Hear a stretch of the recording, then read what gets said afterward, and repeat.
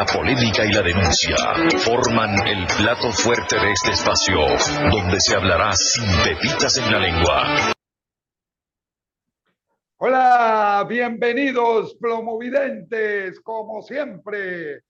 Hoy jueves 18 de mayo del año 2023, a tu programa Plomo Parejo, como siempre, en la plataforma de YouTube y por tu canal Plomo Parejo TV. Canal al cual puedes suscribirte, activar la campanita para que recibas toda nuestra programación y todo nuestro contenido. Y de paso puedas interactuar con nosotros a través del chat del programa y de YouTube. Y por si fuera poco, si el contenido es de tu agrado, simplemente nos das un like. Hoy vamos a tener un programa bien interesante porque vamos a hablar de seguridad. Este régimen tiene organismos de seguridad de todos los colores, de todos los nombres, con todo tipo de armamento, pero la seguridad personal y nacional ya por su ausencia. Por eso tenemos un invitado de lujo y tenemos invitado nada menos y nada más que un hombre de dilatada experiencia en materia de seguridad. Estamos hablando del comisario general de la extinta DICIT, Clemente Rojas La Rosa. Es un hombre que conoce muy bien no solo la seguridad, sino también lo que está pasando en el país, a pesar de que no está pasando, de que no está viviendo aquí en el país, pero a mí me parece interesante que hablemos de esto y por eso yo le doy la más cordial bienvenida a nuestro invitado, el comisario general Clemente Rojas La Rosa. Bienvenido, comisario, muy buenas tardes. Bueno, Iván, buenas tardes y a todos los oyentes de tu programa. Estamos aquí a la orden para contestarte pues tus preguntas con relación a la seguridad del Estado, que es nuestra especialidad, pues, y sobre todo de Venezuela, ese gran país que tenemos y que tenemos que defender y debemos defender y seguir defendiendo. Desde el exilio estamos trabajando totalmente para eso, para casualmente lograr la libertad de Venezuela. Así es. Bueno, fíjense, para empezar la dinámica de este programa, yo quiero que primero usted vea y escuche detenidamente este video para que pues lo analicemos, porque yo hablé de hablar no solo de seguridad personal, sino también de seguridad nacional. Este país ha sido cercenado en 1000 pedazos y aquí cada acreedor, cada socio del régimen parece que tiene una tajada. Producción, adelante con el video. ¡Atención! ¡Logro!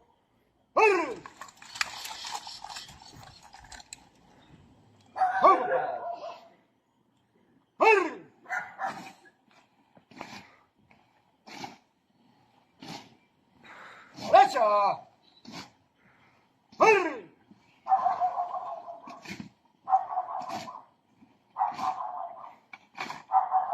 ¡Vete!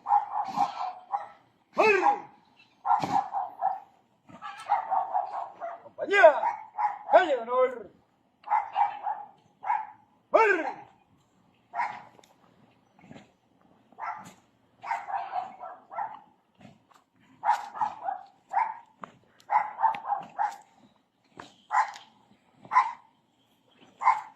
¡Atención!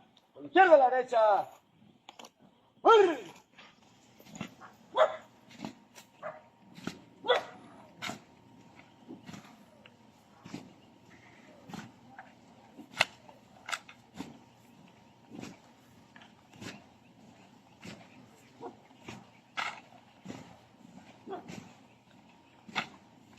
¡Yeah!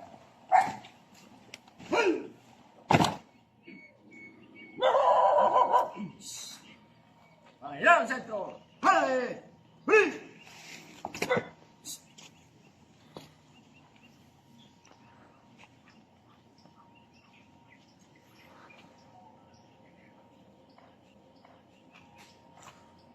¡Honores! Al camarada Solín Hernández, caído por las balas enemigas, con vista a la derecha. Atención, presente.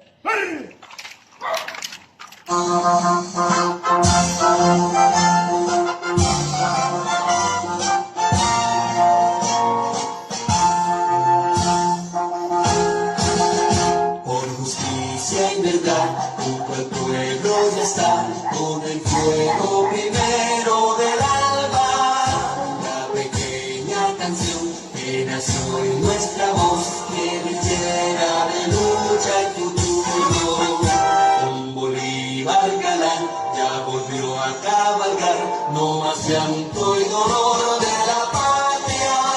Somos pueblo que va tras de la libertad, construyendo la senda de paz.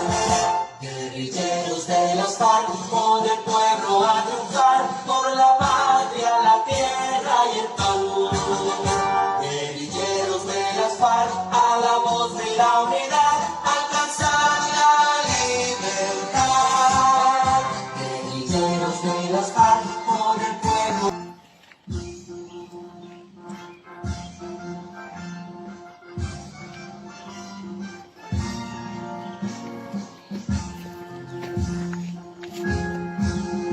La presión secular tiene aún a callar el sentir de los trabajadores. Compañeros, alzar la bandera de paz, los sagrados derechos del pueblo. El imperio brutal ya se siente el final, con los brazos de América toda. A los pueblos la ¡Alguien! ¡Arre!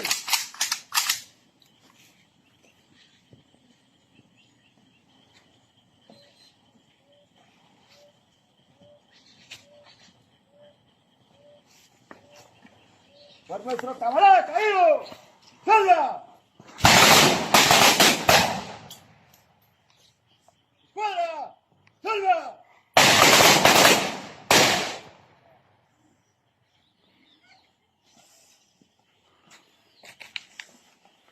¡Vete!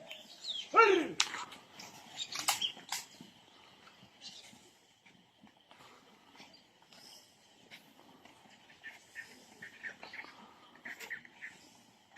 ¡Vámonos!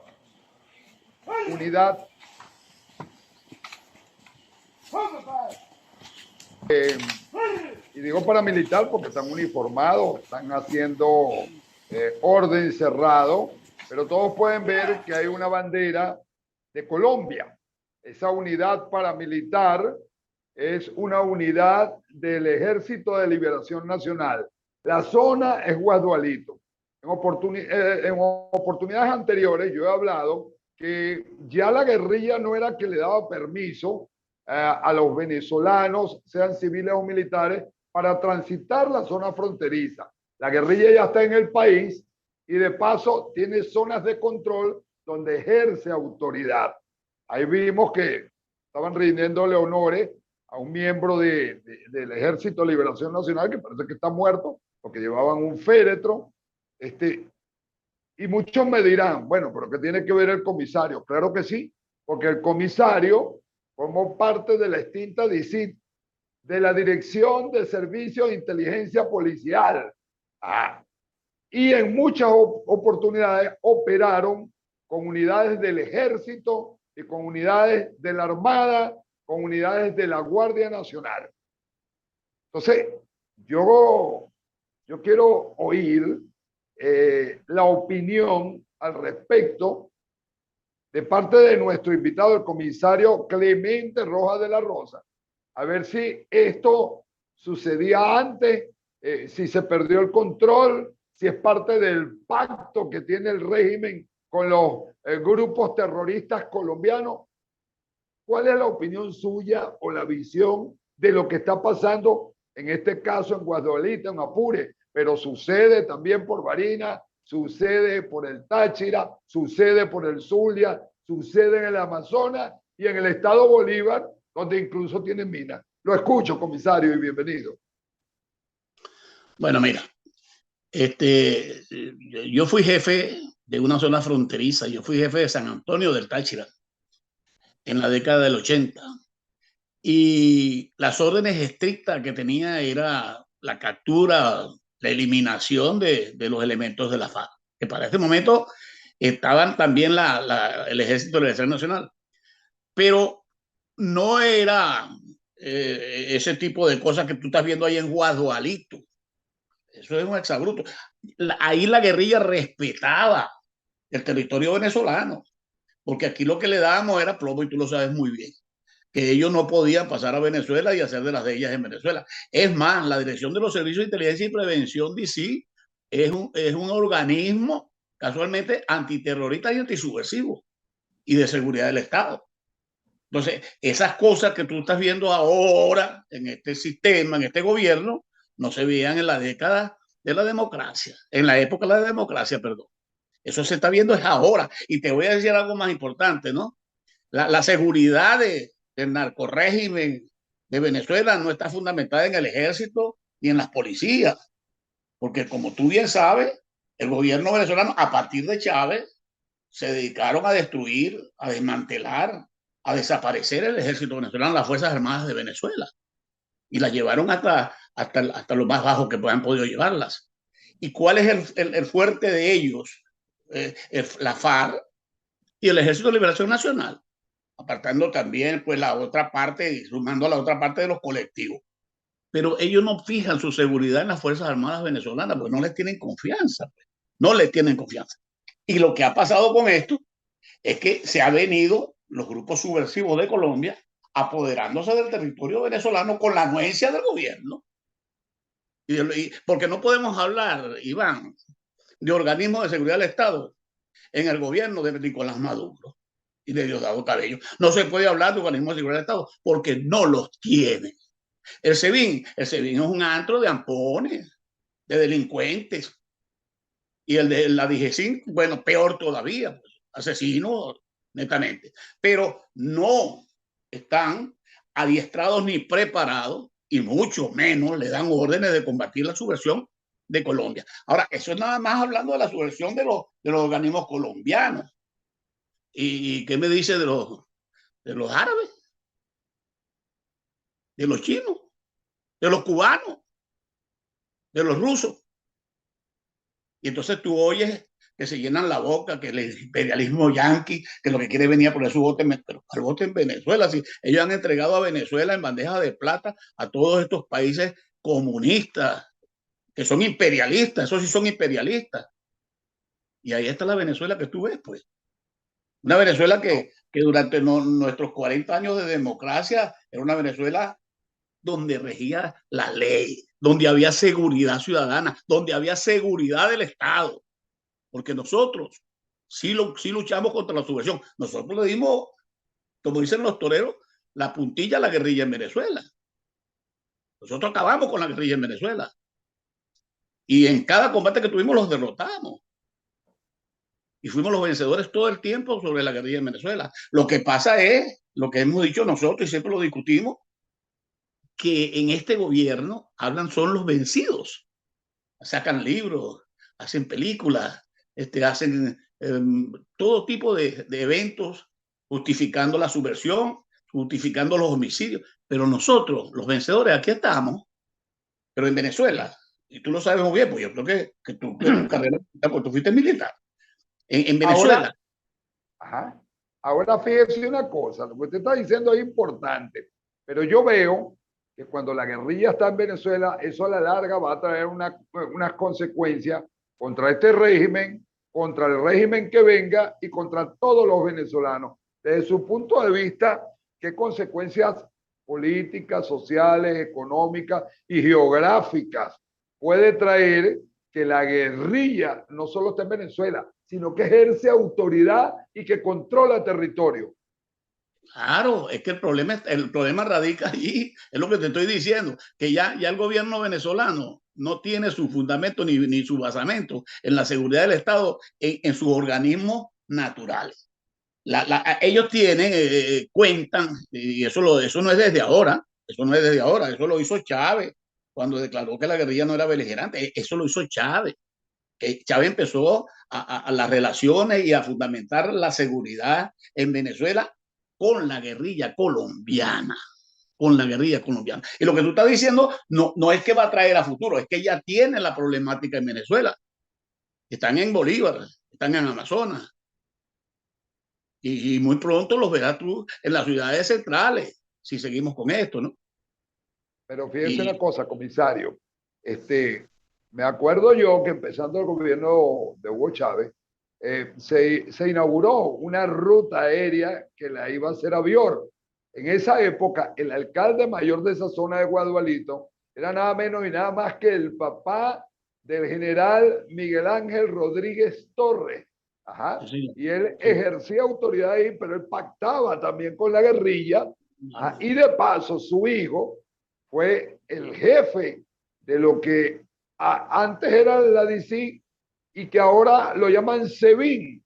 Entonces, ¿usted no cree que no solo fue Chávez, sino que habían otros intereses comerciales, para decirlo de una manera muy suave, entre miembros de la revolución y miembros de la guerrilla? Mira, desde el inicio del gobierno de Chávez, bueno, en este aspecto hay que ser claro, es un gobierno delictual, es un gobierno, no hablemos de gobierno, hablemos de mafia, pues, de grupos amponiles, porque en Venezuela no hay un gobierno, hermano. La gente tiene que convencerse de que Venezuela no tiene un gobierno constitucional, ni democrático, ni legítimamente constituido. Venezuela tiene un grupo de ampones que están haciendo de Venezuela lo que ellos les da la gana. Y lo que tú estás diciendo es cierto.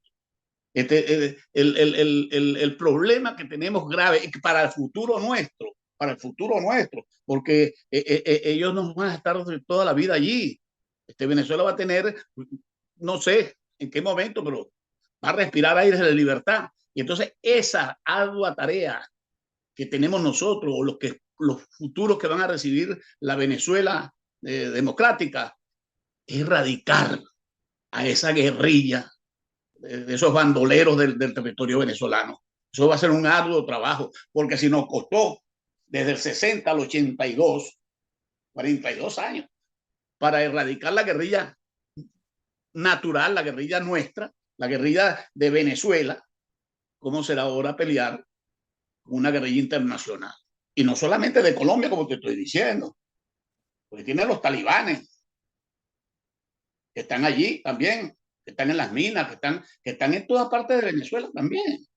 Así es, pero fíjese que lo más grave, que Hugo Chávez cuando llega al poder, estando en el poder, no sé para qué necesitaba, pero fundó una guerrilla nacional, el FBL, la Fuerza Bolivariana de Liberación, y esa guerrilla fue desplazada. ¿Usted no cree que si ejerce mando la guerrilla pudiese pasar como pasó en Colombia?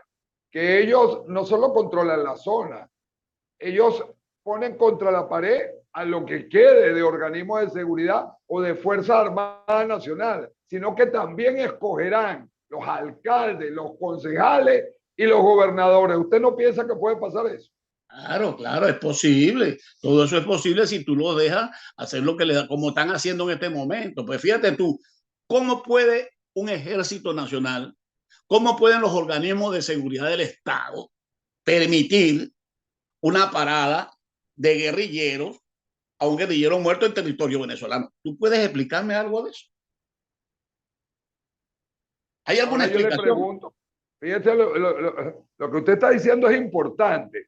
Y usted dijo antes una frase que el régimen desplazó organismos de seguridad de la Fuerza Armada. No le interesa. Entonces, ¿sobre qué descansa el mantenerse en el poder este régimen?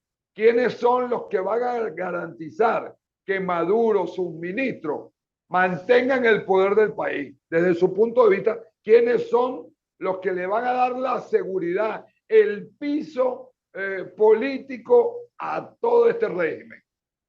Bueno, mira, de piso político no te voy a hablar, pero de cuanto a la seguridad del régimen, tú sabes muy bien como yo que eso está en manos de los cubanos. Eso lo maneja de dos cubanos. El primer anillo de Maduro es cubano. Y toda la seguridad que tiene el Estado venezolano son cubanos.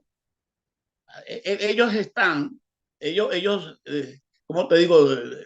Dejaron a los cubanos, a los generales cubanos y a los miembros del G2 cubano la seguridad del gobierno de Venezuela.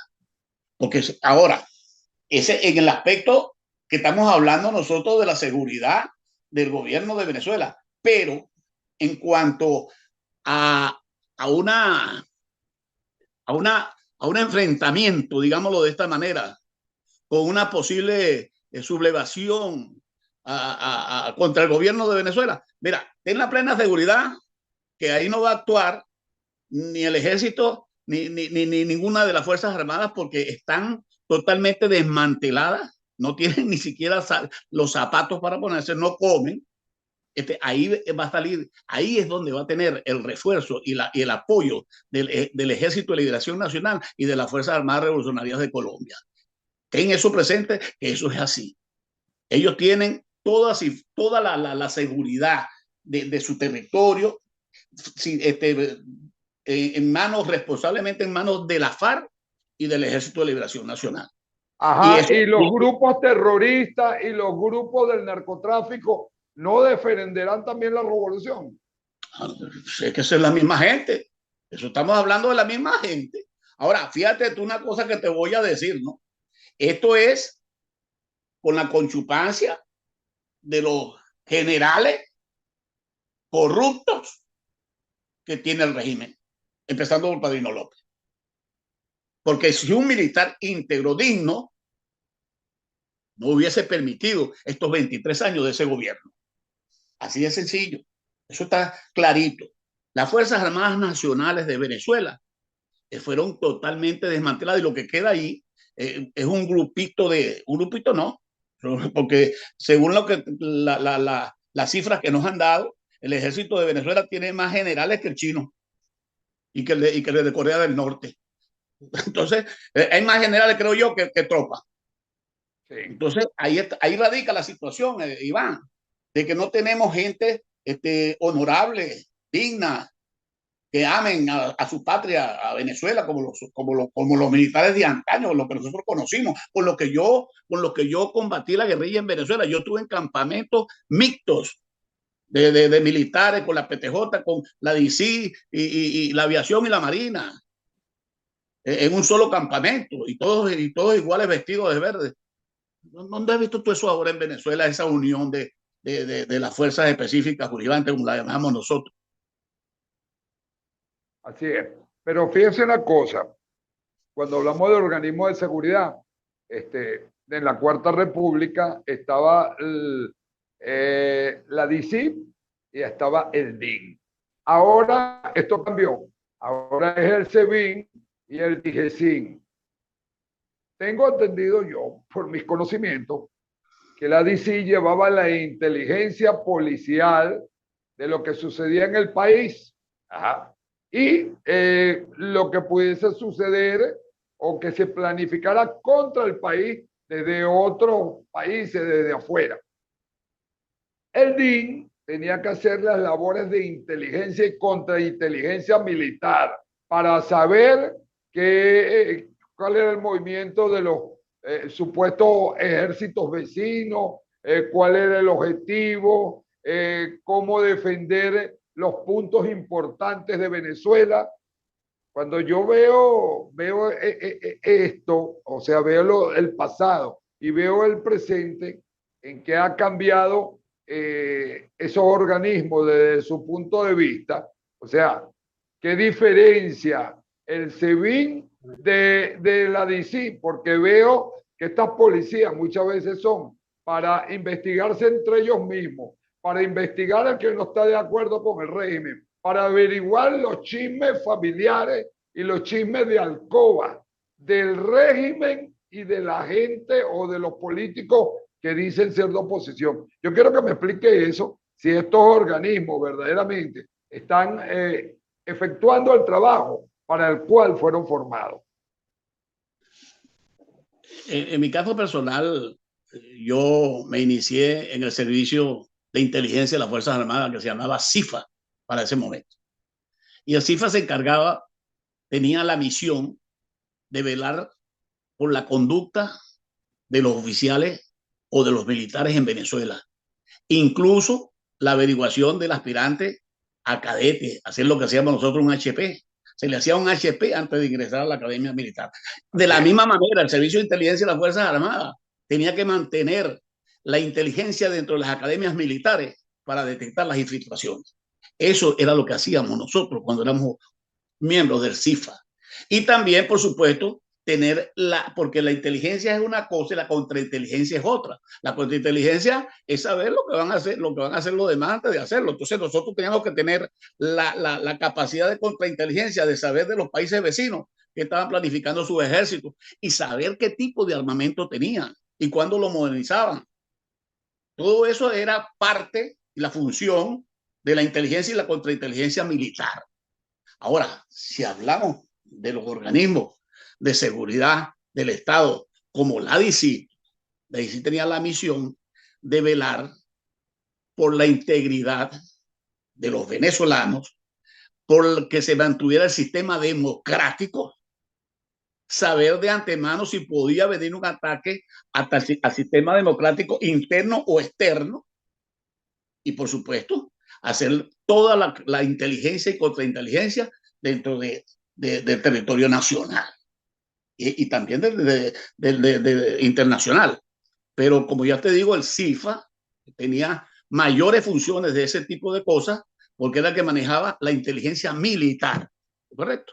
Ahora, con respecto a la disciplina, nosotros teníamos la capacidad de investigar los movimientos subversivos en Venezuela y de dónde partían, y porque había, fíjate tú que es que no se puede hacer de la seguridad del Estado lo que hace este gobierno, ¿no? Desaparece un organismo como la DICIT totalmente, que es un exabrupto, es la cuestión más aberrante que puedan haber hecho, porque los organismos de seguridad del Estado tienen que mantenerse, porque tú no puedes hacer borrón y cuenta nueva con un organismo de seguridad del Estado.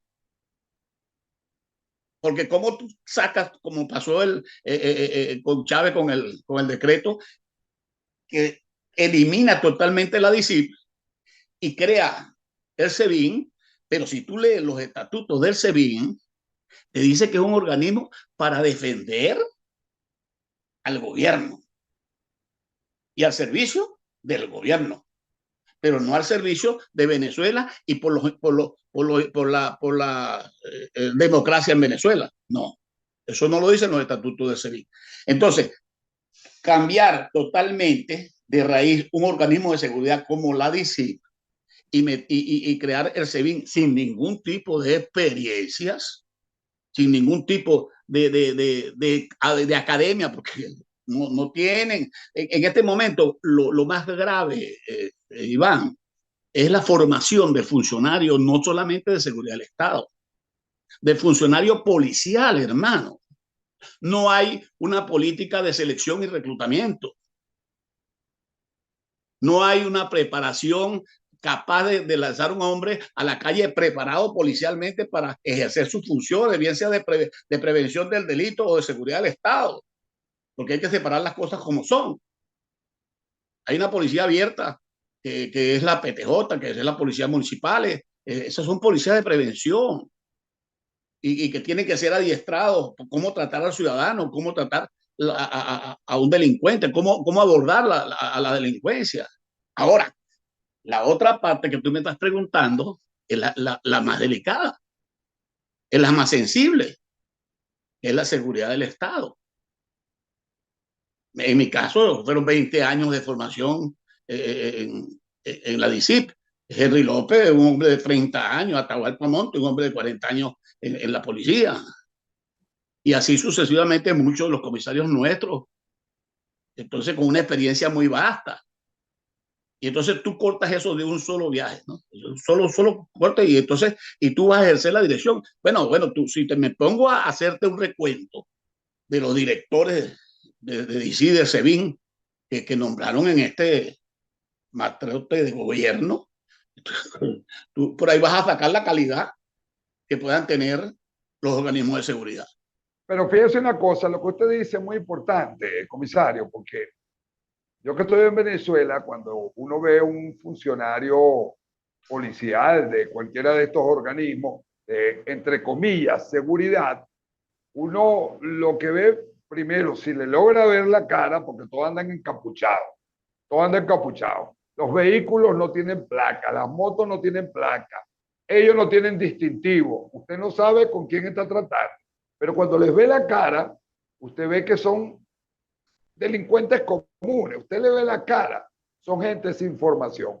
¿Cómo cree usted que entonces puede funcionar ese nuevo organismo llamado SEBIN, cuando no hay preparación, pero sí hay funcionarios que formaron parte de la DICIT y que se quedaron con el régimen? Entonces, ¿qué pasó? La preparación de esa gente no se aprovechó, ellos no han abogado porque se forme un verdadero agente de seguridad y no cualquier individuo que le dan una moto, le dan una pistola y lo montan. Entonces, mucho de esto, como ha sucedido y como hemos visto que ha pasado en la Policía Nacional Bolivariana, muchos tienen una dualidad, son colectivos, pero también son agentes policiales. Entonces, ¿cómo es esto? ¿Cómo se entiende esto? O sea, esos organismos fueron creados como organismos represivos al servicio exclusivamente del régimen. Claro, eso lo dice su reglamento. La creación del SEBIN en sus reglamentos internos dice eso. Ellos son creados específicamente para defender al gobierno y mantener al gobierno. Ahora, lo que tú me estás hablando, ya lo que te da es una imagen de una organización delictiva y no de una organización policial, porque los elementos, nosotros actuamos en patrullas identificadas, totalmente identificadas, y el funcionario vestido de negro, el que estaba en prevención del delito abiertamente en la calle. No así la policía cerrada. La policía cerrada no la conocía nadie. A los servicios de inteligencia de la DICI no los conocía nadie, porque eran hombres y mujeres que estaban en lo que nosotros llamamos Omega 4, que era inteligencia. Eso no lo conocían ni los mismos funcionarios de la DICI, Iván. Fíjate tú, si eso tenía una compartimentación tan grande, que la división de la dirección de inteligencia no la conocía ni los funcionarios efectivos de la DICI. Muchas veces llegaban a las ciudades capitales o a las ciudades a investigar a los mismos funcionarios de la DICI y nadie sabía que estaban allí. Eso era. Qué bueno que toque ese punto, qué bueno que toque ese punto, comisario, porque fíjese una cosa, dentro de la guerra interna que hay del régimen, supuestamente por la lucha anticorrupción, en días pasados, Diosdado Cabello en su programa con el Mazo Dando, presentó a la gente del DEA, la dirección del DAE, Dirección de Acciones Especiales, que dirige el teniente coronel de la Guardia Nacional, Granco Arteaga. Granco. Ajá. Entonces, fíjate lo siguiente. A mí me llamó mucho la atención porque yo no sé si era que ya le estaban montando la trampa, porque a Granco lo apresaron ayer y ahora tratan de hacer ver, o él, que él no está preso, pero sí está preso. Ajá. Y él andaba con una unidad que él le puso de nombre los espartanos, que supuestamente era lo que hacían las labores de inteligencia, los allanamientos, la persecución y la detención de aquel funcionario que le ordenaran detener. Pero a mí me llamó mucho la atención que si esta gente trabaja en inteligencia, trabajan encubierto, ¿cómo es eso que él los invita a un programa y ellos salen dando su cara, este fulano, este mengano, y a algunos que a lo mejor se quisieron tapar, no por el COVID, se pusieron un tapaboca? ¿Cómo es eso? Eso es parte de la guerra que hay, o que le estaban montando una trampa, porque usted lo acaba de decir, un funcionario que trabaja en inteligencia, que trabaja encubierto, nadie debe conocerlo, incluso el comandante Granco, lo llaman el hombre de las mil caras, se pinta el pelo, se deja la barba, se la quita, entonces, y digo que se alisa el cabello porque lo tiene crespo, pero en unas fotos ha salido, en unos videos, con el pelo largo y liso. Y yo en la Fuerza Armada tuve gente de inteligencia que sabía que pertenecían a mi unidad, pero trabajaban en inteligencia y andaban de civil. Entonces, yo quiero que me explique qué es lo que pasa aquí, porque o son de inteligencia o no son. Bueno, mira, nosotros sacamos una conclusión que es determinante. Pues yo no sé yo en este caso, siendo miembro de ese grupo DAE, a mí me hubieran votado, ¿no? Porque yo no me hubiese presentado a ese programa. Para mí es una trampa, una celada que le tiró Diosdado, porque Diosdado, a él le importa poco el que se muere y el que caiga. Él le puede pisar la cabeza y la cara a todo el mundo con tal el que arriba. ¿Me entiendes tú cómo es? Eso que hicieron fue una delación total de ese personal. Además de eso, tiene que tener en cuenta que por las manos de esos tipos pasaron detenidos, muchos detenidos militares y civiles que los conoce perfectamente bien, pero que no sabían sus nombres, que no los conocían por nombre y apellido. Y resulta que ahora ven una televisión y ven este fulano, este Clemente Eduardo Rojas La Rosa, miembro del GAE. ¿Ah? O sea, se lo dio en bandeja de plata, ¿no? Y eso, y fíjate bien lo que tú estás diciendo, eso fue hace 3 semanas que se hizo ese programa y ahora agarran a este señor, ¿no? ¿No crees tú que eso tiene una correlación, que eso viene ya planificado? Entonces, yo sí lo pienso, no solo que es una violación, sino que es una lucha interna, un ajuste de cuenta, porque me llama la atención otra cosa. Una lucha, aquí actuaban todos esos organismos.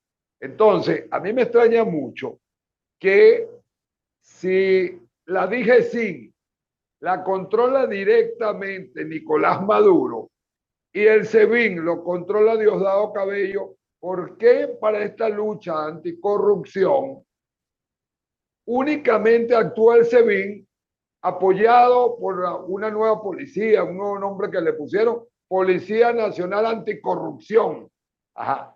Pero el DGCIN no aparece para nada y resulta que ahora meten preso a uno del DGCIN y resulta que cuando empezó toda esta investigación, hasta en las redes sociales salió que estaban investigando a Vladimir Padrino y al propio director de la DGCIN, al general Iván Hernández Dalá.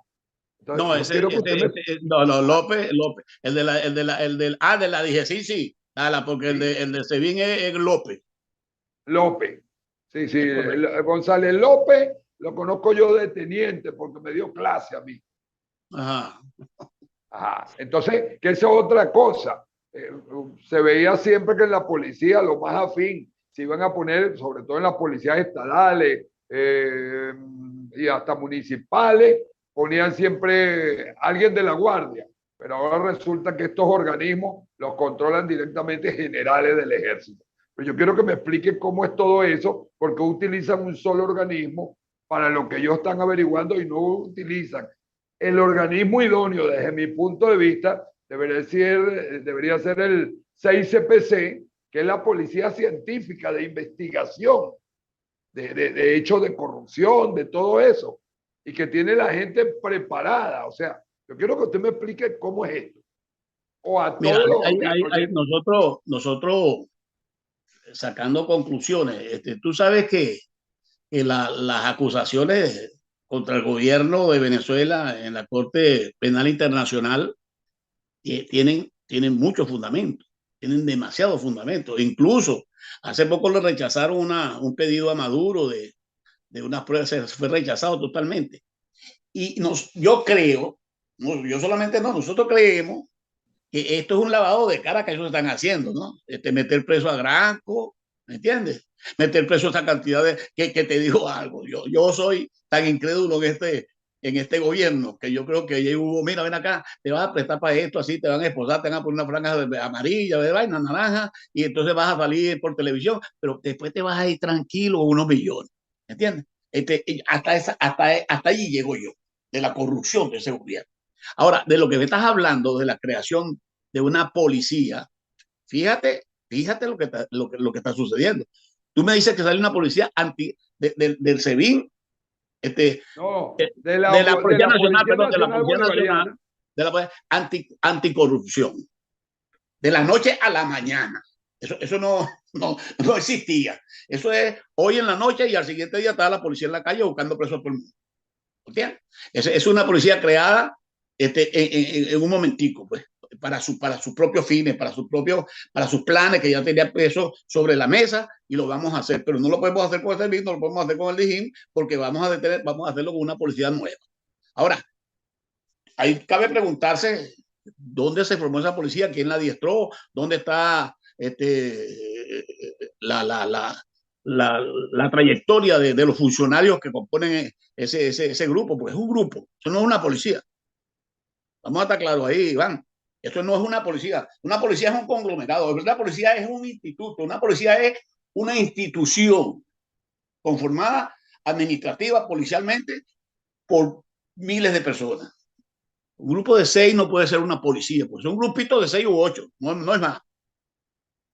Y son los mismos que siempre te hacen las mismas detenciones, son los mismos que te hacen los traslados. Los mismos. Si te pones a ver los videos, tú vas a ver que son los mismos. Entonces, ahí no hay nada que decir, que eso es una trampa. Eso es un meollo de ellos mismos. ¿Entiendes tú? En ese gobierno es como aquel dicho que dice todo es posible. ¿Entiendes? Y yo no le creo nada, pues. Yo particularmente no le creo nada. Ahora. Además, si esa policía existiera, la corrupción existe hace mucho tiempo, pero se profundizó con este régimen. Y esa policía nunca apareció, aparece de repente, por eso que digo que es un enfrentamiento, una lucha de pandillas, un ajuste de cuentas que hay ahí. Ese es el razonamiento lógico. Es una policía que apareció el mismo día de las capturas. No es que tú vas a sacar a un organismo policial, vas a sentar el director y se sentó con el subdirector, el asistente legal y el secretario general y dice, bueno, mire, aquí tenemos, y hay 50, 60 funcionarios sentados allí, donde le dicen, aquí está la sección o la división de policía anticorrupción. ¿Entiendes? Que va a salir a ejercer sus funciones con todas las preparaciones y tal. Que tiene que saber de legitimación de capitales, de origen de capital. Tiene que saber eso, porque es una policía anticorrupción. ¿Verdad? Claro, entonces, claro. Sí, Ahora, entonces, no. Ahí salieron 8 elementos, o máximo 10, que practicaron la captura de toda esa cantidad de tipos por corrupción. Y que venían investigándolos desde hace tiempo. O sea, es una cuestión que se cae de madura, pero así como el presidente de la República de allá, y no tiene. Usted piensa que lo que están haciendo es un show para lavarse la cara, porque Sí, fíjense una cosa, le pregunto, porque una de las cosas que rueda por ahí, que al comandante Granco lo detienen, porque hubo reclamos de que habían detenidos por corrupción que estaban libres, que no eran detenidos, pero que otros estaban presos. Parece que él le daba una suerte de carné de salvoconducto si pagaban, y que parece que por eso fue que metieron preso al comandante Granco Arteaga. Entonces, diría yo, si es así, lo utilizaron a él ahorita como un conejillo de India, un chivo expiatorio. Bueno, este estaba vendiendo carné o estaba otorgando libertad bajo ciertas condiciones y cobraba. Eso sirve entonces para lo que usted dice que es un show ante la Corte Penal Internacional. Mira, yo te voy a hacer una pregunta a ti. Tú me estás entrevistando a mí, pero tú me vas a permitir que yo te haga una pregunta a ti. En el argot policial, nosotros, cuando empezamos una investigación, ¿verdad? Es un hilito que nos va llevando a quién dio el dato para atacar el banco, quién fue el campanero, quién manejó el carro, quiénes participaron materialmente en el atraco al banco, dónde llevaron el dinero, dónde se lo repartieron, toda esa cantidad de cosas que lleva una investigación, ¿no? ¿Verdad? Claro. Pero el objetivo está en desmantelar la banda, ¿verdad? En que sea desde el más alto hasta el más. Ahora, la pregunta mía para ti es, ¿y al SAMI? ¿Cómo? Y al SAMI están presos todos estos, ¿verdad? ¿Y dónde está Tarea al SAMI? Tarea, que es el jefe de la banda. Precisamente, bueno, yo le voy a contestar. Es que Tarea tiene que ser este es el jefe él es el Alibaba y sus 40 ladrones. Ahora, los 40 ladrones están presos, pero Alibaba no. Entonces yo quisiera que tú me explicaras a mí cómo es posible eso, pues. Bueno, desde mi punto de vista, yo le voy a contestar a mi invitado lo siguiente, ¿no? Fíjate, Clemente, yo pienso que Taré es un intocable, porque Taré primero funda esta revolución. Ajá.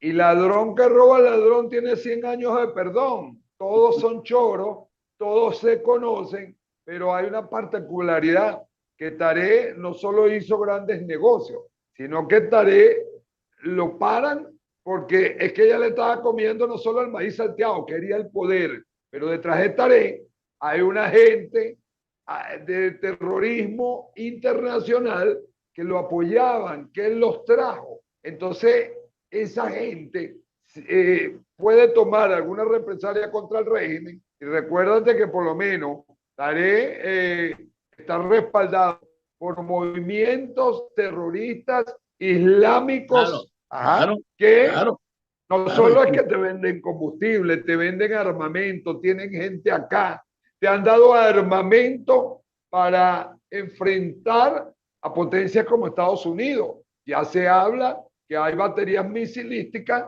con un alcance para llegar a Estados Unidos. Entonces, yo creo que aquí Taré se hace intocable. Buscan los conejillos de India y a estos son los que vamos a meter presos, a los pendejos. Pero los peces gordos no. Y Taré debe gozar de buena salud, debe estar libre en su casa tranquilo. Yo creo que con Taré lo que ellos están haciendo es tenerlo controlado, pero dentro del país. Es mi opinión, es mi opinión. Sí es cierto, es el jefe de la banda, pero ellos lo que están tratando de desmantelar son todos, porque es que la mafia, la pandilla creció tanto, que fue no solo a nivel nacional, sino tienen tentáculos a nivel internacional. Hoy posteé, hoy o anoche posteé una foto donde sale Taré en una marcha con gente atrás y va un mayor del ejército, escúchame bien, un mayor del ejército que tiene una empresa de mantenimiento aeronáutico en Estados Unidos. Entonces, ¿eso era para mantenimiento aeronáutico o para sacar dólares o para sacar qué? Oro, porque sacan oro. Entonces, ahí es donde yo voy pegando los pedacitos, como dices tú, quién manejó el avión, quién era el mecánico, quién es el dueño de la empresa. No soy yo en lo particular, mi inquietud es esa, ¿no? Porque yo conozco a Taré Alzami desde que era un muchacho de 14 años. Yo estaba jefe de Mérida cuando allanamos las casas de la amistad Livio, de las casas de Livio venezolanas, de la amistad. Entonces hubo una orden de la Dirección Nacional que se allanaran esas casas a nivel nacional, y cuando yo allané en Mérida, el señor estaba dentro de esa casa, ¿no? Tenía 14 años, se lo entregué a sus familiares.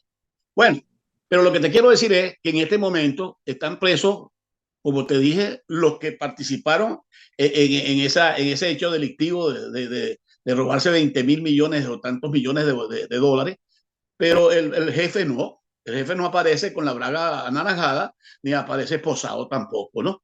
Entonces, ¿qué es lo que te demuestra esto? Eso que tú estás diciendo, esa es la conclusión, que el gobierno le tiene miedo a Taré. Así de sencillo. Y no lo van a tocar, y no lo van a tocar, y Taré no va a pagar por eso. Taré no va a pagar por eso. Ahora, de lo que tú me hablas de la corrupción en este proceso del socialismo del siglo XXI, no digamos que en la Cuarta República no hubo corrupción, pero aquello se quedó en pañales, ¿no? Aquellos son unos imberbes, son unos niños de pecho, pues, por decirlo de otra manera. Porque desde que Chávez tomó el poder, empezó a robar. Porque para una muestra está la hija de él, que según lo que conocen de esa situación, esa mujer tiene más de 4.000 millones de dólares. ¿Y dónde van a gastar 4.000 millones de dólares de Gabón? Lo dice. Eso lo robó el papá. Bueno, ahora fíjate una cosa, Clemente, fíjate. Vamos en un supuesto que se llegue a la libertad de Venezuela y que se tengan que reorganizar las instituciones. ¿Tú crees que Venezuela debería tener organismos operacionales de investigación y amenazas tanto nacionales e internacionales, algo así como tiene Estados Unidos. Estados Unidos tiene su policía, tiene el FBI para los casos internos, que el FBI me imagino que es la versión de lo que fue la DC aquí, pero tiene la CIA a nivel internacional. ¿Tú te crees que después de todo lo vivido, de todo lo que se ha desmantelado, lo que se ha corrompido, se debería organizar instituciones de investigación, y de las amenazas del país? O sea, debemos tener una policía que verdaderamente haga el trabajo dentro del país y dentro de las instituciones, y una organización policial que verdaderamente haga inteligencia. Bueno, mira, yo te voy a hacer una exposición más o menos. Fíjate tú, lo que tú estás diciendo es una cuestión. Mira, en los Estados Unidos puede cambiar el presidente de la República, que cambia cada 4 años y puede ser reelecto. Pero los organismos de seguridad de los Estados Unidos quedan incólumes, no los toca nadie. Ahí no hay cambio de absolutamente nada, porque la seguridad del Estado no puede ser cambiada de la noche a la mañana.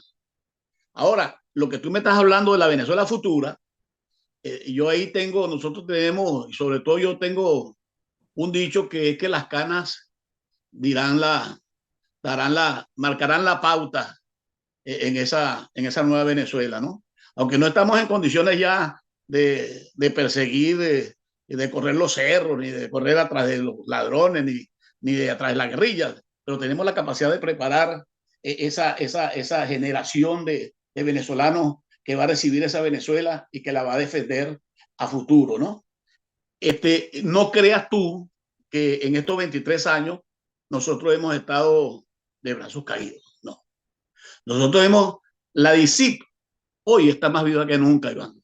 Nosotros tenemos una organización muy bien estructurada, con nombres y apellidos y jerarquías, que nosotros no podemos darlo porque se debería venderse en bandeja de plata a los sátrapas del gobierno.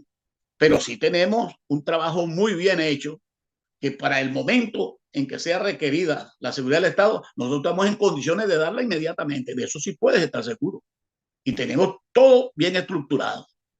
Yo tuve reuniones en el exterior con funcionarios de Guaidó en su época, cuando se me ordenó reunirme con Carlos Vecchio y con el comisario de PTJ que está haciendo su labor aquí en los Estados Unidos. Iván Simonovi, gran muchacho, gran amigo nuestro. Y me reuní también con Carlos Vecchio. Ahí le hicimos un planteamiento de lo que es la realidad de la seguridad del Estado, y te digo que no tenían ni la más mínima noción de lo que es eso. ¿Me entiendes? Entonces, pero yo sí te doy a ti mi palabra de que nosotros estamos totalmente organizados. Yo metí en el año 2018, no sé si tú tuviste conocimiento de eso, introdujimos un documento aquí pidiendo la anulación del decreto de Chávez cuando sacó a la DC del funcionamiento y creó el SEBIN. Y yo le metí, entre Atahualpa, Víctor Anran y yo, con una abogada muy amiga aquí en los Estados Unidos, en la Corte Suprema de Justicia. Ahora, te voy a decir algo. Para ese entonces nosotros aportamos al Tribunal Supremo de Justicia en el exilio toda la organización de la Dirección de los Servicios de Inteligencia y Prevención. Que no se ha tomado una decisión al respecto, el miedo es libre, ¿no? Y para mí, no sé si ha habido, no sé, pero esa decisión está allí. Cuando yo hablo con los miembros del tribunal, se me no, es que no tenemos la ponente, es que la ponente no aceptó desde el 2018. En el 2019, 2020, introdujo nuevamente un documento pidiendo la decisión de ese escrito y no se ha producido. Porque te digo, debe ser que temen algo, no sé qué temen, porque si eso se produjera, fíjate bien esto que te voy a decir, si eso se produjera, si la Corte Suprema de Justicia en el exilio fallara a favor nuestro y decretara nulo el decreto de Chávez donde desaparece a la DICI, nosotros podíamos organizar la DICI en el exilio, nombrar nuestro director y nuestros directores de línea en el exilio, para que en el momento dado nosotros podamos llegar a Venezuela y asumir la responsabilidad del Estado legalmente constituido. Ok, fíjate, interesante lo que estás diciendo y me da pie a hacerte una pregunta. ¿Cómo no? Ustedes pueden ponerse de acuerdo para reorganizar no solo la DICI, sino otros organismos de seguridad que han sido penetrados por terroristas, por delincuentes, por narcotraficantes y que ya no son confiables para nadie, incluso para el mismo régimen, porque fíjate cómo pelean entre ellos mismos, ¿no? Entonces ahí se ve que no hay coordinación de ningún tipo, cada quien anda por su lado y cada quien quiere ser protagonista. Pero para ustedes reorganizar eso, ¿ustedes no creen que de repente necesitarían apoyo de organismos internacionales como la Scotland Yard, el Mossad, el FBI, la CIA, y pare de contar, organismos probos que han demostrado ser eficientes, tan eficientes como en un momento o en épocas pasadas lo fue la DICI y lo fue el CICPC? Entonces, ¿usted no cree que de repente necesitan ese apoyo? Porque aquí estos penetraron no solo con el G2 cubano, sino con organismos de inteligencia de Irán, con organismos terroristas, con gente delincuente que están dentro de las mismas organizaciones policiales. Incluso hay gente que estuvo presa en el pasado. No sé si te acuerdas del carro bomba en el CCCT. El Meyer, colaborador del régimen y de la policía. Entonces te pregunto, ¿ustedes no creen que necesitan también un apoyo, un empujón para que la cosa les salga mejor y se pueda volver, no al pasado, volver al futuro, a tener algo mejor? Mira, en su debido momento, en los 40 años de democracia, la DICI nace el 19 de marzo de 1969, que fue la que sustituyó a la DIGEPOL, ¿verdad? A la DIGEPOL, exacto. Pero una vez que se crea la DICI, oye bien esto, se crea la Academia Nacional del Funcionario de la Seguridad del Estado. Esto fue obra en el gobierno de Rafael Caldera, pues de hombres muy brillantes, que tú los conoces perfectamente bien, como son Roberto Cátigui Brusual, Arpa Bango, el general Jiménez Gaiza, y entonces ahí tuvimos ese apoyo que tú estás pidiendo en este momento. A nosotros nos dio clase Alemania, Israel, Inglaterra, los Estados Unidos, España. Todos esos países tenían una delegación de profesores que venían a Venezuela a darnos. Los israelitas nos daban inteligencia, los alemanes nos daban asalto, los americanos contra drogas y rehenes. Bueno, nos daban todas las materias que necesita un organismo de seguridad para formar sus funcionarios, ¿correcto? Por eso es que la DICI llegó a ser una de las mejores policías de la América Latina en inteligencia y contrainteligencia, porque éramos bien preparados. Había una inversión hombre, chico, y hacían un profesional de la policía. Rembertus Cátigui Brusual dijo unas palabras que todavía son marcan pauta en los organismos policiales. No se puede agarrar a un hombre y darle una credencial y una pistola y lanzarlo a la calle como policía, porque es un suicidio lento, pero seguro. Al hombre hay que prepararlo. No esto que están haciendo el gobierno de Maduro ahora, de que tuvieron la oportunidad de aprovecharse de unos lacayos, traidores, porque yo te voy a decir algo. Después de haber sido discípulo y prestarse a trabajar en un organismo como el SEBIN o como el DIJÍN, hay que tener estómago, porque es una asquerosidad, ¿entiendes? Ser discípulo y luego prestarte a eso. Entonces, ¿qué es lo que pasó? ¿Qué es lo que pasó con esos hombres? Que por cierto, te puedo dar nombres y apellidos. Nosotros fueron alumnos míos algunos, y de Henry López en comando, porque fueron hasta comando. Pero ¿qué pasó, Iván? Los agarraron de delatores. ¿Entiendes tú? De delatores. Ellos tienen una oficina para buscar a los funcionarios de la DICI. A mi ejemplo, en mi caso es una delación. Porque yo estaba jefe del Tigre cuando sucedió Cantaura, pero yo no participé en el combate de Cantaura. Y sin embargo, alguien de esos que están allí al servicio del narcogobierno le dijo, pero usted estuvo en Cantaura, no tuvo jefe del Tigre, y los cadáveres se le llegaron a él y tal. Y ahí que estoy, en el exilio hace 10 años, por un auto de detención por homicidio múltiple, que es un exabruto eso. Pero bueno, ahí se ve todo. Entonces, el error del gobierno, que no es tampoco un error, porque sí le ha servido, han agarrado mucha gente presa, han matado muchos funcionarios, hay unos que le han dado tiros y le tuvieron que cortar una pierna, otros fueron a la cárcel por ¿cómo te digo? Por procedimientos que estaban dentro de la normativa de la policía, ¿entiendes? Pero que ellos ahora consideran que es una violación de los derechos humanos, y entonces fundamentado en las declaraciones de esos sapos, de esos sapos cooperantes que tienen, entonces los ponen presos y los meten a la cárcel, como está sucediendo. Pues ahorita agarraron a un subcomisario por el caso Yumare, que tiene 36 años que pasó. Y lo acaban de agarrar. Yo he visto esas cosas y me ha llamado la atención porque ellos reviven casos como Yumare, yo creo que era cadete o estaba muy joven todavía, en el caso de Yumare, pero yo estaba activo en la época de lo que ellos llaman la masacre de Cantaura, que era un grupo que estaba, un grupo guerrillero de bandera roja. Creo que ahí estaba hasta Puerta Ponte. Ajá. No, ahora fíjense bien, cuando ellos buscan estos esquiroles, estos traidores dentro de los organismos de seguridad, a mí me llama mucho la atención que ellos no buscan quienes atacaron eso.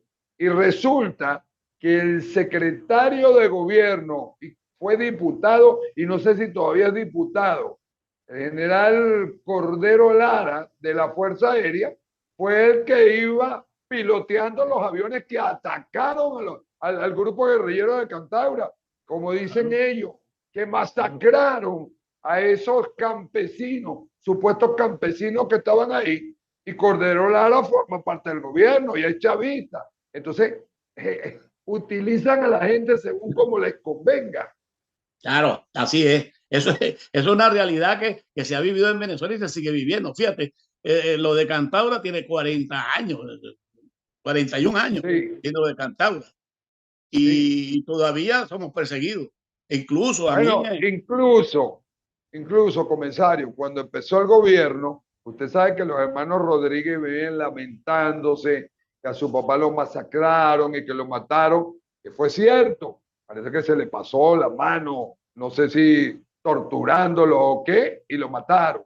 Pero resulta, es lo que yo tengo entendido, y yo quiero que usted me aclare, que quienes mataron a su padre formaban parte del organismo de seguridad, pero estaban trabajando para el régimen, comenzando el régimen. ¿Por qué no pusieron preso a esa gente? Ellos, si ellos están buscando venganza y viven todavía, porque creo que esos funcionarios hicieron su juicio y pagaron su cárcel y todo. Los hicieron responsables en la Cuarta República de la muerte de Jorge Rodríguez padre. Aclárenos eso ahí. Mira, sí, efectivamente, el inspector es de apellido Gudiño. Y saludo para Gudiño, si está vivo todavía. Y un abrazo. Él y otro funcionario, sí, se les quedó Jorge Rodríguez en un estado de tortura que estaban llevando efecto, porque habían dos cosas muy importantes.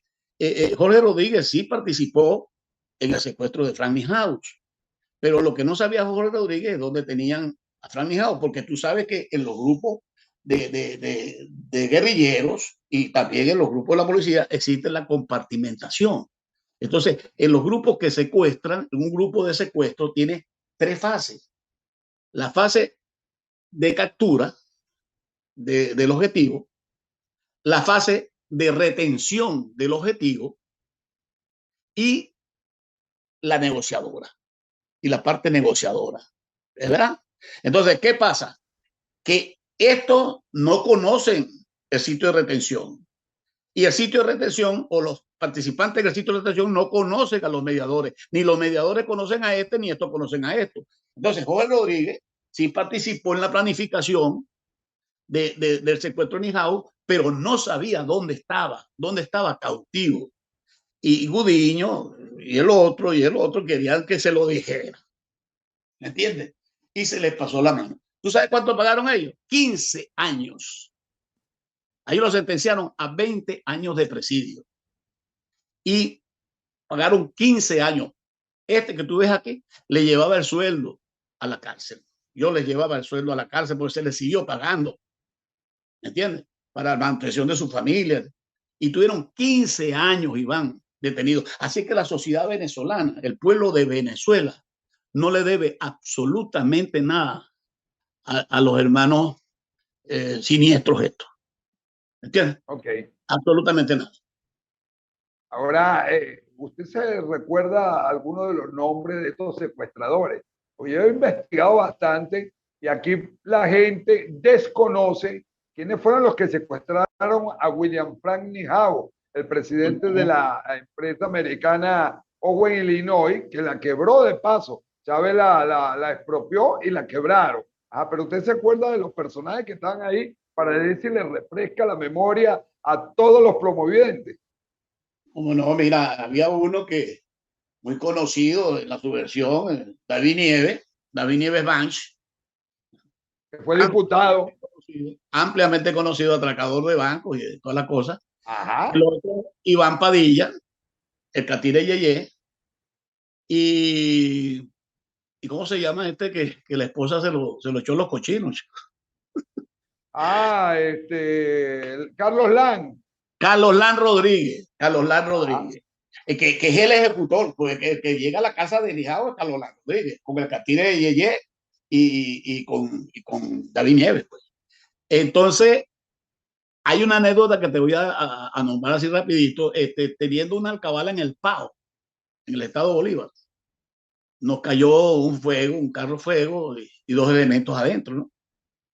Yo no los conocía al momento, pedimos la cédula, yo estaba en la alcabala. Porque estábamos en la Operación Oriente, no sé si te acuerdas de la Operación Oriente, año 78. Y resulta que encienden las cédulas y tal, pero en la requisa del carro se consigue una pistola en el tablero y en la maleta una UCI. Y entonces cuando se da la alarma, se les posan y tal, y se detienen. Y resulta que era Carlos Lan Rodríguez. Eran Carlos Lan Rodríguez e Iván Padilla, ¿no? Bueno, esto se mandaron, ellos fueron a juicio, por cierto, pues salieron bien, porque lo que le metieron fueron 8 años, 8 meses en el cuartel de San Carlos. Pero quedó la situación de Carlos Lan Rodríguez conmigo, pues, propiamente conmigo, porque yo era inspector en esa fecha y era el jefe de la comisión allí. Pues. Estaba bajo el mando de Henry López Cico, pero Henry estaba en otro sitio. Cuando Henry llegó ya se había hecho el procedimiento. Bueno, y ¿qué te digo? Cuando yo tuve que salir de Venezuela fue porque, gracias a un funcionario que trabajó conmigo en muchos años, que se quedó en este, me dijo, mira, comisario, váyase, porque Carlos Lan Rodríguez, en este momento, es el director de investigaciones, está en investigación, en inteligencia del SEBIN, y lo está señalando como objetivo militar. Yo ahí sí es verdad que entonces dije, no, sí, me tengo que ir. Y entonces casi no tenía salida por salir, no tenía prohibición y pude salir, Iván. Y estoy aquí hace 10 años, ¿no? Ahora, esa anécdota tiene su fin cuando ese hombre murió como vivió. Bueno, habla de personaje. Sí, la mujer parece que le hizo una mala jugada, ¿no? Pero hablan de otro nombre. Hay un señor que llegó a ser el alcalde de La Guaira, Alejandro Toledo, que dice que estaba involucrado. Hablan del exministro de Educación Navarro, hablan de Juan Barreto, hablan de mucho más. No. Con eso. No. Ahí habían dos diputados que estaban en el grupo de negociaciones, que se le hizo seguimiento abierto para que supieran que estaban siendo seguidos y no podían hacer contacto, ¿no?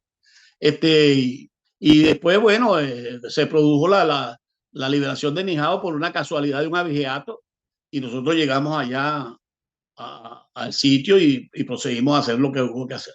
Pero no, Juan Barreto no estaba en ese expediente ni esa persona. Eso es, ¿qué te digo? La Liga Socialista y la Organización de Revolucionarios. Esos fueron los que realmente... El esposo de la fiscal Luis Ortega Díaz no estaba metido en eso tampoco. No, en ese no. Él estuvo en el secuestro de la ciudad de Remy.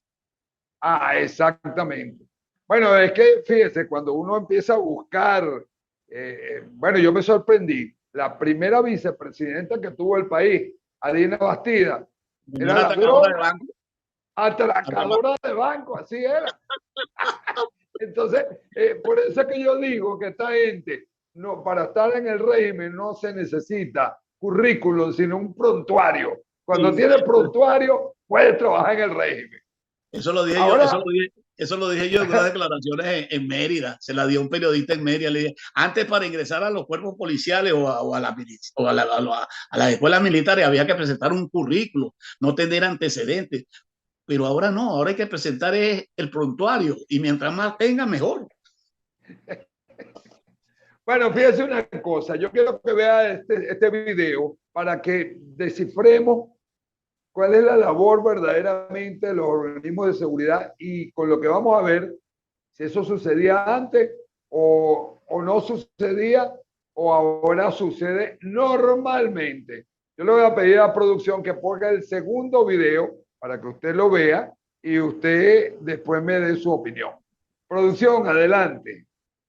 La celdita y la caja de muñecas, una especie de closet de la muerte donde las víctimas no tienen espacio ni para desplomarse, sin luz ni ventilación, donde pasan un día o una semana, son los nuevos cuartos de tortura que se detallan en el último informe de crímenes de lesa humanidad en Venezuela del Instituto Casla bajo el título Licencia para matar y torturar. Este informe tiene no solamente distintos testimonios de víctimas que nos dijeron en distintos periodos cómo habían sido torturados, sino que lo más importante es la declaración de oficiales, suboficiales y exoficiales del DGCIN, de la Fuerza Armada y del SEBIN, que nos ayudaron a armar la estructura de los altos responsables. ¿Por qué Maduro es culpable? ¿Por qué los ministros de defensa, por qué los directores de los organismos de seguridad del Estado son culpables, ¿no? Y son culpables simplemente porque es una cadena de planificación y ese patrón es controlar a la población a través del miedo y a través de la ejecución de la tortura. El informe presentado en Madrid junto al expresidente socialista Felipe González expone los métodos de tortura más frecuentes en los testimonios recibidos en el 2021.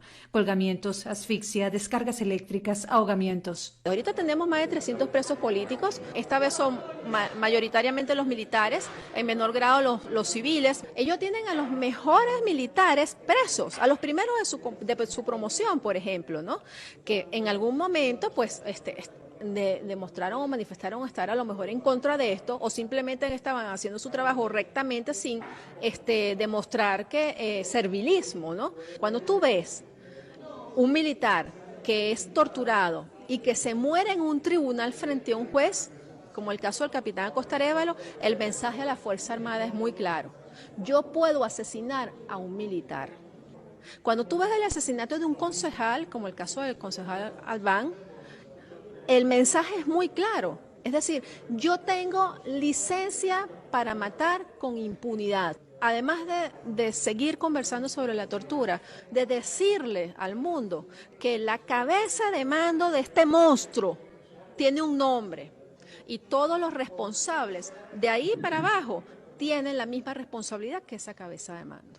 Ante un escenario de flexibilización de sanciones del gobierno de Estados Unidos al régimen de Nicolás Maduro, ¿qué opina Tamara Sujú? El gobierno de Estados Unidos todavía no entiende o no ha entendido quiénes son estos criminales.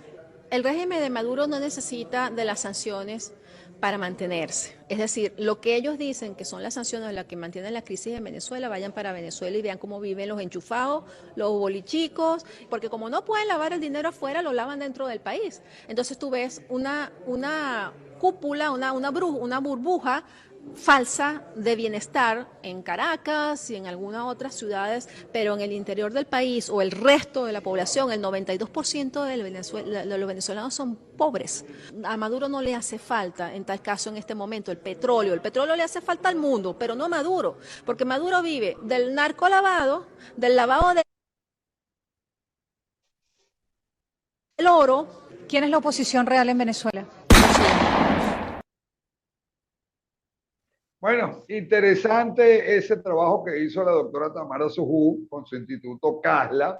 Ella es sobrina, casualmente, del hoy fallecido general de división Osvaldo Sujú Rafo, que en vida fuimos muy buenos amigos. Pero yo le pregunto a nuestro invitado, al comisario general Clemente Rojas La Rosa, ¿los organismos de seguridad siempre fueron organismos represivos y de tortura? ¿O es que ahora eso es parte de lo que trajo la revolución, de los cambios para ellos desempeñar mejor sus funciones? Yo quiero oír su opinión, porque ya hablamos que en la Cuarta República el papá de Jorge Rodríguez murió torturado. Entonces quiero saber si eso siempre ha sido normal dentro de los organismos de seguridad. Mira, en la Cuarta República sí hubo sus excesos, sí hubo sus excesos, y yo lo reconozco, pero son puntuales, o sea, no se pueden contar, pues, ¿entiendes? Pero no es una cuestión que se hizo, como te digo, rutinaria dentro de la policía, pues, como en este caso. Aquí en Venezuela, en este momento, eso es cierto. Existen esos calabozos, existen esas torturas. Es más, existen casas del terror que no las utilizan por fuera de los organismos de seguridad del Estado. Eso nunca se vio en Venezuela. Ahora, eso son tácticas tanto soviéticas como cubanas, ¿no? ¿Me entiendes tú? De que llevan los detenidos a ciertas casas que tienen en urbanizaciones. En San Bernardino por lo menos le detectaron una que estaba, que se la detectaron. Pero entonces hay responsabilidades, Iván, dentro de los procedimientos policiales, que son responsabilidades unilaterales y responsabilidades colectivas. Ejemplo, cuando tú como militar me das una orden a mí y yo me rehúso a cumplirla porque no está dentro de las situaciones de las normas legales. Sí, como me sucedió a mí, entonces seguramente destituyen al funcionario. Eso es lo que pasa ahorita en este caso. Pero cuando se suceden los hechos como el de Jorge Rodríguez, el que asume su responsabilidad como la asumió fue el inspector Gudiño. Él la asumió. Él dio sus declaraciones de que sí, de que él lo torturó y se le pasó la mano, y el otro también. Y declararon que sí, que ellos fueron. Entonces no hubo una trascendencia de ser colectiva dentro del despacho, sino fue individual la responsabilidad, ¿verdad? Entonces, en los casos de este gobierno, ya es una rutina. O sea, los grupos que se han creado dentro de este gobierno para la represión de los enemigos políticos no son grupos de investigaciones ni grupos policiales, son grupos de exterminio. Esa es la palabra que se le puede dar. Grupos de exterminio. El que es enemigo del gobierno hay que eliminarlo. ¿Me entiendes? Y por eso es que tú ves que, oye, mira, en Venezuela lo que impera es el terror, ¿no? En Venezuela lo que hay es miedo. Ese no es el pueblo que tú conociste ni el pueblo que yo conocí. Ese no es el pueblo que luchó contra la dictadura de Pérez Jiménez, ni tampoco es el pueblo que tuvo 40 años de democracia, que salía a manifestar. Bueno, chicos, tuviste las manifestaciones contra Chávez, que eran pero no jodas, millones de venezolanos en la calle. Pero ¿qué pasa ahorita? Que están sumidos, hermano. La desesperanza, el hambre, la miseria, la falta de medicina, la falta de atención. Al gobierno venezolano, en una palabra te la voy a decir, al gobierno venezolano, a esa camada de ladrones que están allí, les importa poco si el pueblo de Venezuela se muere. A ellos no les importa eso. ¿Me entiendes? A ellos les importa mantenerse en el poder, como lo están haciendo, pues. ¿Y cómo lo hacen? así como tú me estás pidiendo la pregunta, a través de la tortura y a través de la eliminación física de los opositores. Eso es lo que está rigiendo en Venezuela, propiamente dicho. Claro. Ahora fíjese una cosa, ¿no? Ahí se están cometiendo crímenes, de delito no prescribe. Se puede dar en el futuro, porque ya los políticos lo dicen, que cuando cambie todo tenemos que reencontrarnos, vernos como hermanos, pero resulta que aquí hubo muertos, hubo perseguidos, hubo torturados.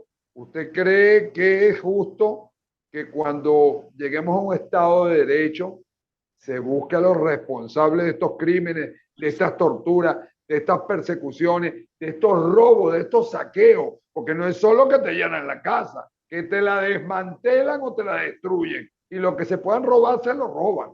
Que antes no sucedía eso. Porque al robarse, al desaparecer todo, ahí no se puede hacer ninguna investigación, porque desapareció todo. Entonces, yo le pregunto a usted, como policía de vieja data y de vastos conocimientos, ¿sería justo buscar a esta gente que paguen por los crímenes cometidos?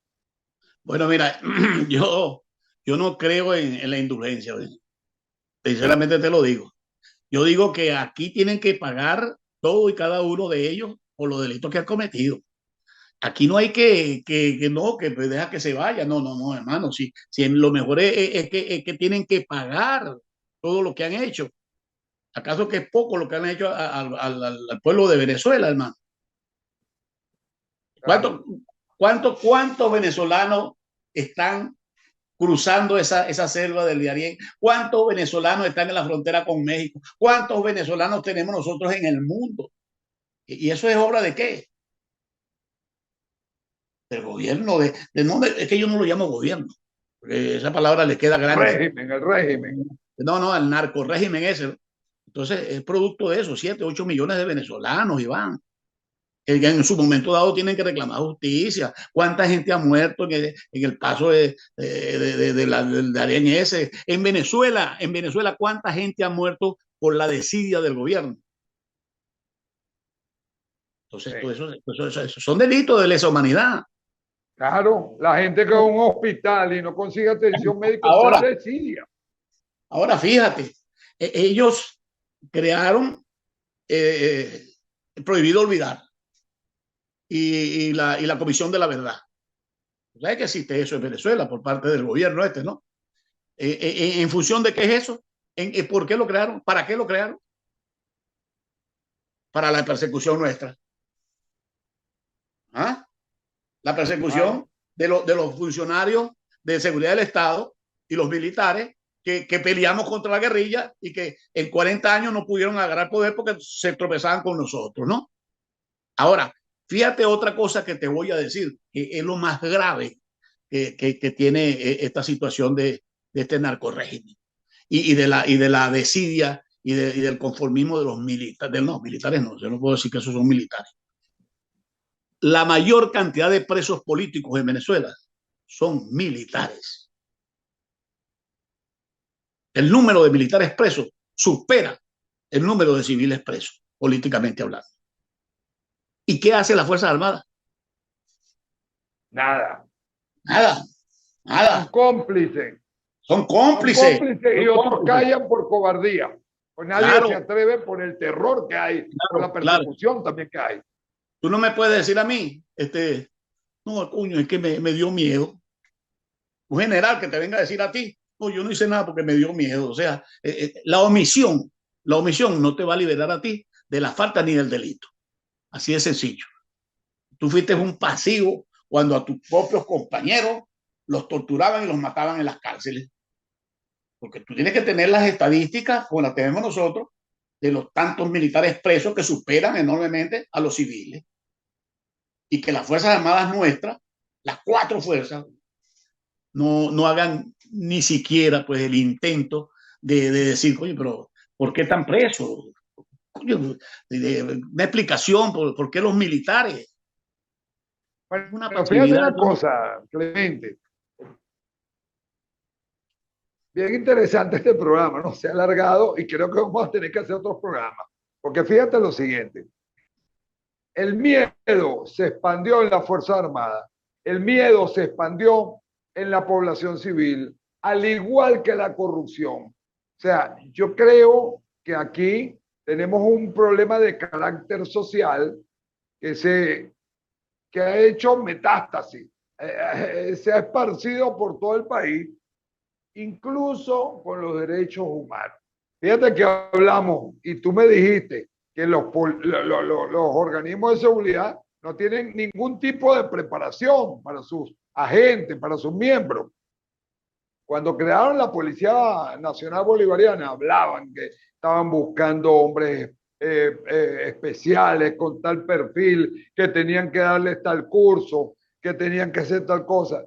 Y nada de eso se ha cumplido. Esa policía inicialmente se nutrió de algunos efectivos de la Policía Metropolitana que se fueron ahí. Después metieron los militantes políticos, la gente que estaba buscando trabajo, los malandros del barrio que se quisieron uniformar y empistolar, y vemos todo lo que ha sucedido. Yo quiero que veas este video para que tú veas lo que es los abusos policiales y veas la falta de conocimiento de esos agentes y el trato que le dan a un ciudadano, incluso delante de su esposa y delante de sus hijos, en plena vía pública, para que veas que aquí no hay justicia y que esos efectivos no están preparados para nada. Producción, adelante. Va, mano, pero déjame la cédula, déjame la cédula. Ya es lo que tú querías, ya está listo, está dominado. Angie, ve, déjame la cédula. Graba, déjame la cédula, mano, ahí tengo mi cédula en el bolso.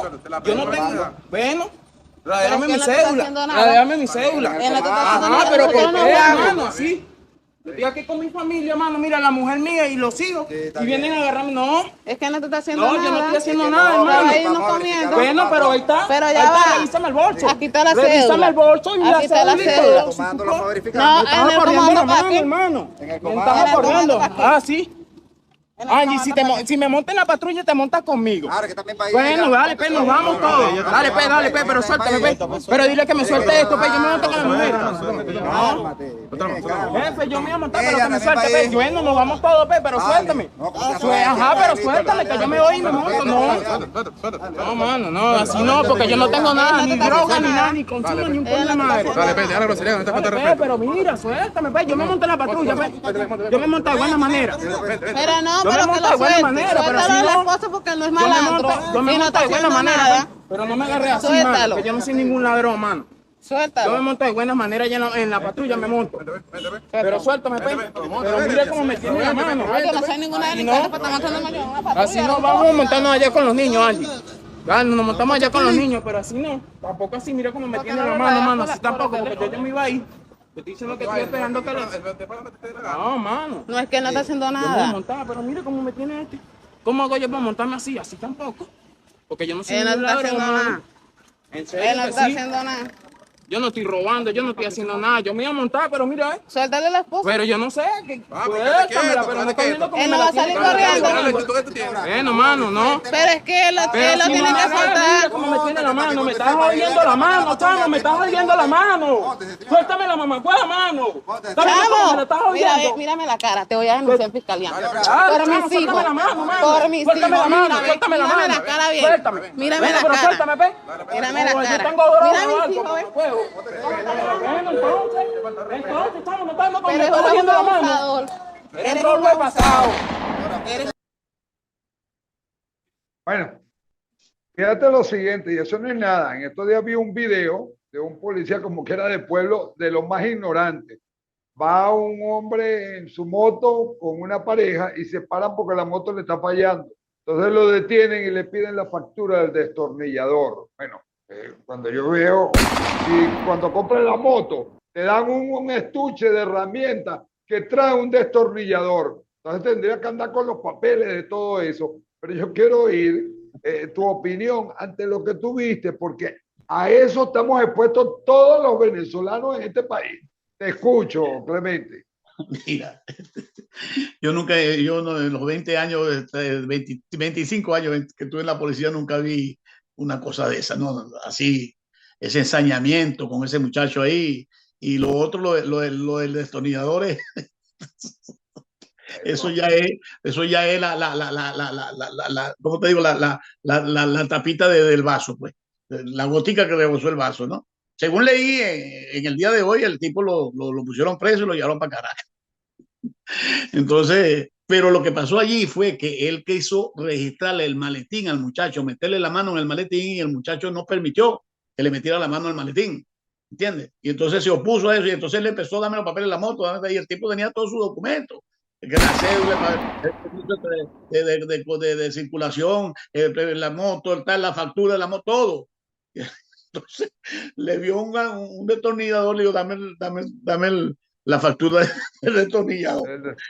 Sí, es que te buscan la falta. Y fíjate una cosa, a este joven que están apresando, que uno lo esposa por un lado contra la reja y el otro le pone la otra esposa, ¿cómo se va a movilizar? Se lo está diciendo, yo colaboro, yo me voy, pero yo no soy un delincuente. Lo hacen delante de la esposa, los hijos. Y la esposa que está firmando y que eso rueda por las redes sociales, porque es una orden, ya es legal que tú firmes un policía cuando está abusando de su autoridad.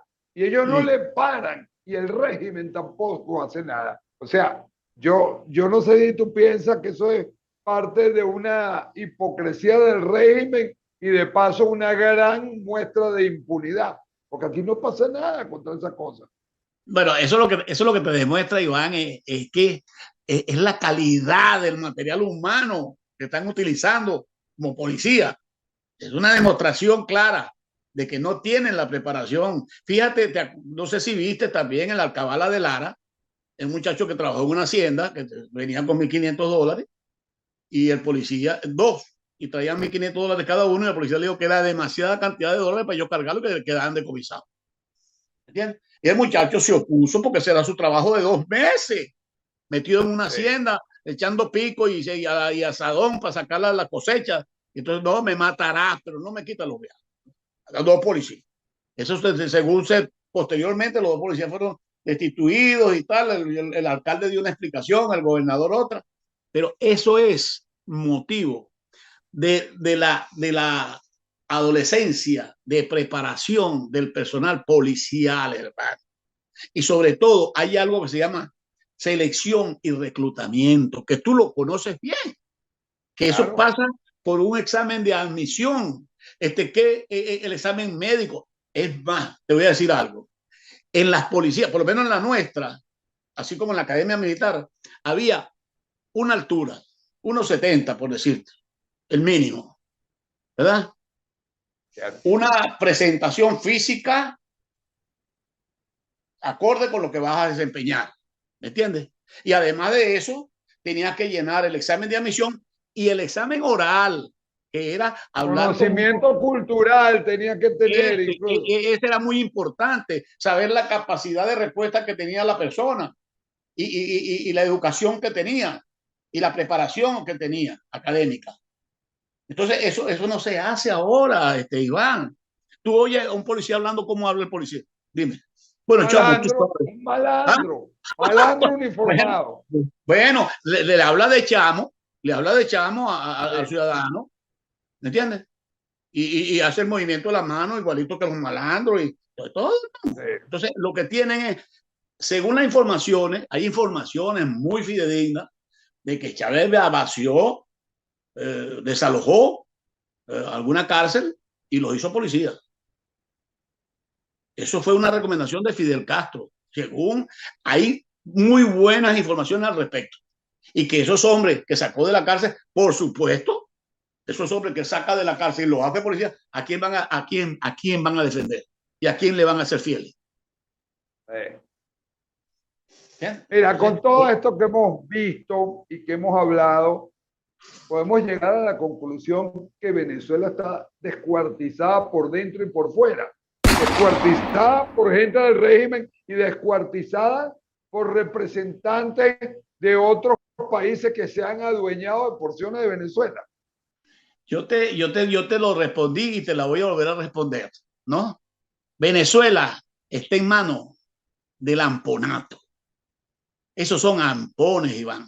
Esos no son gobernantes, ni políticos, ni ciudadanos dignos de ejercer las funciones que están ejerciendo, empezando por Maduro y siguiendo con... Mira, Maduro tiene que ser, en mi punto de vista, ¿ok? En mi punto de vista, tiene que ser el bobo más grande del mundo, ¿verdad? Porque Diosdado lo tiene ahí. Porque tú crees que si Maduro no le sirviera a Diosdado en la presidencia de la República, ya Diosdado fuera presidente. Ya lo hubiera quitado de ahí.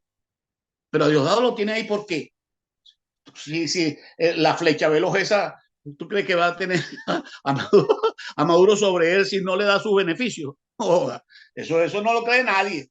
Entonces, Maduro tiene que ser un bobo que es aprovechable tanto por Padrino López como por Diosdado Cabello. Yo creo que esos dos tienen, tú sabes, la componencia de que vamos a tenerlo ahí porque es el que recibe todo lo malo, es el que al que le cae todo la recriminación del gobierno de Venezuela, mientras que Diosdado y Padrino están ahí, tú sabes, cuando la claqueta, ¿no?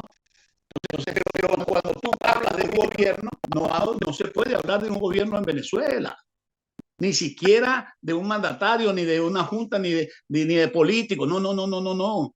Venezuela está en manos de un grupo de ampones que la están, bueno, deshuesando, como se dice. Así es. Y ahí siguen. Bueno, Clemente, hemos llegado al final del programa. Quiero darte las gracias y quiero contar contigo para una próxima oportunidad porque fue muy ilustrativo todo lo que dijiste. Y yo creo que la gente que tuvo cargo en la administración pública, en lo que llaman la Cuarta República, deben hablar, porque aquí todo el mundo se ha callado, nadie quiere decir nada, nadie quiere opinar, y yo creo que es importante porque la población a lo mejor tiene memoria corta, pero también le han lavado el cerebro.